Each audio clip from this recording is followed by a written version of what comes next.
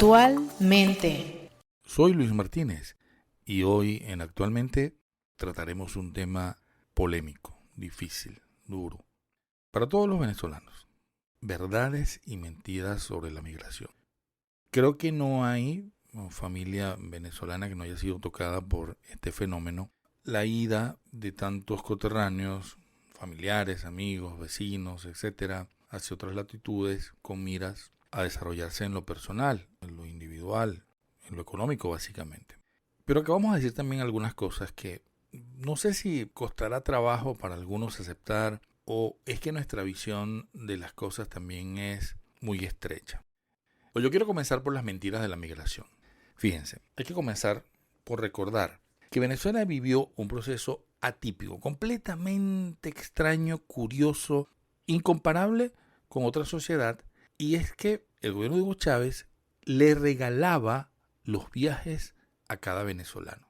Le regalaba los dólares para que comprara por internet, le regalaba los dólares para que hiciera lo que quisiera, con una cantidad anual que comenzó en algunos casos entre 5.000, en algunos casos hasta 7.000, 7.500, luego fue bajando y cuando la cosa se puso difícil, bueno, comenzaron a bajarla y a bajarla y a bajarla. Pero hay que recordar que para el año 2005, ese recadi socialista terminó siendo un mecanismo que encontraron algunos vivos, como siempre hay acá en la sociedad, comenzaron a promover el viaje masivo de venezolanos hacia el exterior con el fin de crear un negocio. ¿Cuál era el negocio? Bueno, ese cupo, esa totalidad de dólares que tenía la persona anualmente para viajar y que era asignado por el gobierno a un precio preferencial, era colocado en una tarjeta de crédito con validez internacional.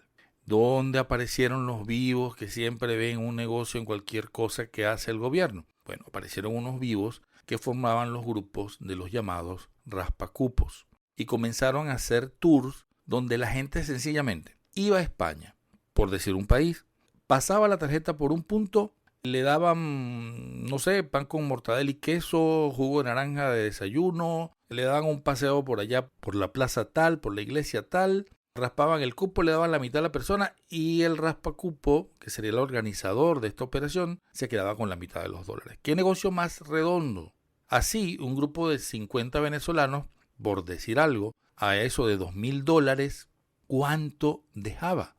Nada más y nada menos que la cantidad de $100.000 por viaje. Es una cantidad exagerada de dinero. Eso hizo que muchos países colocaran publicidad a partir de ese año, del año 2005, en las redes sociales, donde promocionaban el viaje masivo, el turismo, venga a México, venga a Panamá, venga a Perú, aquí le raspamos el cupo, aquí raspamos la tarjeta, pero no cobramos porcentaje, venga que aquí le damos un 5% más, venga que le regalamos el hotel, el desayuno, el almuerzo, lo que sea. Por eso es que el venezolano no vio en ningún momento de esos años, sino hasta que comienza la migración real, el éxodo por necesidad, no vio en ningún país ningún cartel, ninguna limitación a que viajara. Todo lo contrario. Cuando en otros países, cuando en Panamá, por ejemplo, uno de los que restringió más la visita de venezolanos, cuando en ese momento los raspacupos decían Venezuela, caramba, eso era, venga, no, y se peleaban por los turistas venezolanos, entre comillas, porque eran negocios turistas, eran personas que andaban haciendo negocios, porque incluso hasta en algunos bancos hicieron de eso también un gran negocio, porque otorgaban las tarjetas y le quitaban un porcentaje también a la gente por entregarle tarjetas de crédito con capacidad de poder pasarla por otros puntos. Así que tengamos muy en cuenta que el venezolano comenzó a conocer el mundo real, la globalidad terrestre, la comenzó a conocer con una cartera llena de dólares y de euros. Por eso es que cuando en el año 2014, bueno, después que llega Maduro y comienza el desgobierno en Venezuela y la anarquía, y se acaban los cupos para lo que sea, usted no podía comprar por internet, pero sino hasta ahora, pues que incluso hay grandes limitaciones y estoy leyendo por allí unas noticias de los courier, esto que los han detenido, no sé si es cierto o no, quiero verificar eso.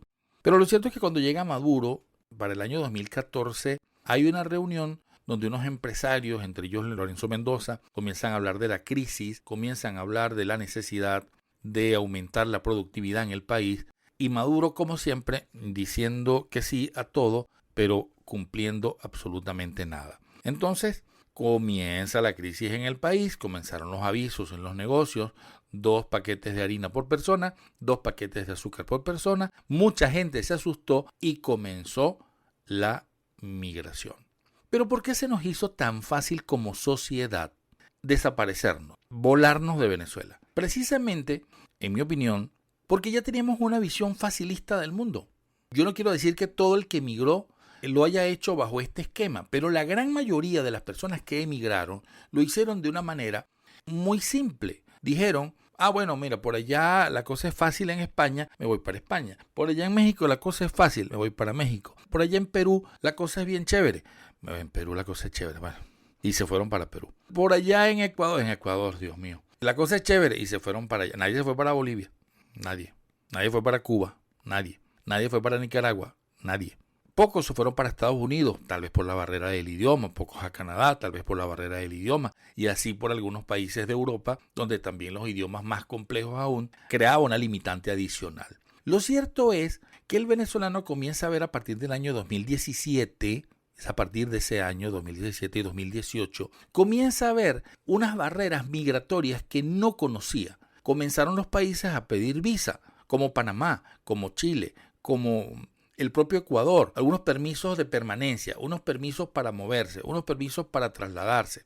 Esos países que recibían con los brazos abiertos a los raspacupos, y la gente se fue con la ilusión de que así como me recibieron cuando raspaba el cupo, bueno, así son de solidarios esos mexicanos, y cuando llegaron allá dijeron, no, órale, tanto que no es así, pues. Y entonces, no, resulta que había que trabajar y mucho, porque la cosa no era tan fácil como vender tortas de cambur o de plátano en una avenida céntrica de Quito o de Lima, o de vender jugo de naranja.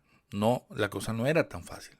Esa migración sencilla, no planificada, irresponsable, que es gran parte, la mayor parte de la migración, evidentemente tiene ese origen allí. Ese análisis es sencillo, es muy sencillo de concluir. Si ustedes hicieran una encuesta, si cada oyente hiciera una encuesta y le pregunta a las personas que viajaron de esa manera, si habían ido antes a uno de esos países, les va a responder que sí. La gran mayoría les va a decir que sí. Bueno, ahí viajaban secretarias. No es por desmejorar ni quitarle mérito a quien tuvo la oportunidad de viajar en su momento. Bueno, aquí pudo raspar su cupo. Bueno, ¿qué iba a hacer? Pues contribuyeron todo el mundo al desangramiento del país, que no se dieron cuenta que no tuvimos una reflexión profunda en ese momento, lo que haya sido, pues. Pero aquí viajó todo el mundo. Todo el que conseguía su tarjeta de crédito podía viajar. Así que si hicieran una encuesta sobre si esas personas que fueron a la migración irresponsable, que bueno, desemboca hasta pasar por el Darién, imagínense ustedes, pues, por la selva del Darién, que ya no es selva, pues ya más bien la fauna se ha movido de tal manera que han abierto un sendero, pues por ahí, por el medio de la selva del Darién. Yo creo que ya se puede ver desde los satélites, se puede observar los caminos, las trochas que han hecho por allí, por el paso indiscriminado de personas. Lo cierto es que cuando analizamos la emigración venezolana, es una migración completamente atípica. ¿Por qué países, por ejemplo, como Zimbabue, como la propia Argentina, como el propio Perú, que tuvo una hiperinflación muy elevada, como la hiperinflación que tuvo Venezuela, por qué no abandonaron masivamente los países? Hay una sola razón, y es la que puedo yo explicar y rememorar en este podcast, que es sencillamente que los habitantes de cada una de esas sociedades no tuvieron el regalo de ir a conocer el mundo pagado con dinero del Estado. Es una razón dura, es una razón difícil de entender y de asimilar, sí, pero es una razón también irrefutable, es cierta y es irrebatible. Ahí hay la explicación de por qué mucho del capital que deberíamos tener como reservas internacionales está en manos de otros países, porque los venezolanos fueron a gastarlos allá. Así lo hicimos. Bueno, yo no me cuento allí. Yo creo que uno de los 15 venezolanos que no fuimos a raspar cupos, entre esos me cuento. Pero mucha gente lo hizo. No hagamos una censura de eso. Ya no hay que hacer un juicio. Pero a propósito de unas declaraciones del irresponsable que está allá en Argentina ahora, Alberto Fernández como presidente, diciendo que la migración venezolana es producto de las sanciones. Bueno, si eso fuese así, se hubiese producido a partir del año 2020, que es cuando las primeras sanciones comienzan a tener un efecto real sobre la política petrolera venezolana. La primera sanción ocurre en el año 2018, en agosto del 2018, y era la imposibilidad de mover algunas inversiones en otros países de PDVSA. Luego vinieron otro tipo de sanciones, pero no es hasta sino el agosto del 2018 que comienzan las sanciones. Y resulta que el éxodo venezolano comienza a finales del año 2014 y se recrudece entre los años 2016 al 2018, es decir, antes de que se dieran las sanciones. Bueno, el momento cúspide de esta realidad viene a ser precisamente el año 2019, pero no por ninguna sanciones, sino porque comienzan limitaciones mucho más complejas en cuanto a la compra de productos y se recrudece la situación económica en general. Así que cuando revisemos la historia de la migración venezolana, que no es comparable a otras migraciones, no olvidemos que fuimos también, así como hoy, el pueblo con la migración más grande del mundo, también fuimos el pueblo con el turismo más grande y voluminoso del mundo. Recuerden compartir este podcast con todos sus amigos a través de sus redes sociales. Muchísimas gracias por su atención.